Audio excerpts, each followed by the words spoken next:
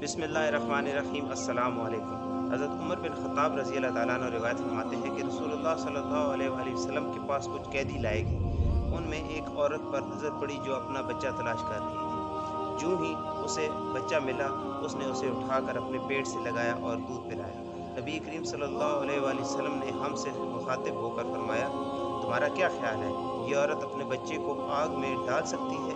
हमने अर्ज़ किया, अल्लाह की कसम नहीं, खसूसन जबकि उसे बच्चे को आग में न डालने की कुदरत भी है, कोई मजबूरी नहीं। इस पर आप सल्लल्लाहु अलैहि वसल्लम ने इरशाद फरमाया, ये औरत अपने बच्चे पर जितना रहम और प्यार करती है, अल्लाह ताला अपने बंदे पर इससे कहीं ज़्यादा रहम और प्यार करता है।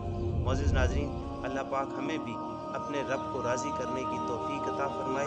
मोअज़्ज़िज़ नाज़रीन, एक माँ नहीं चाहती कि उसका बेटा आग में जले, तो वो रब जो 70 माओं से ज़्यादा प्यार करता है, वो किस तरह चाहता है कि उसका बंदा आग में जले।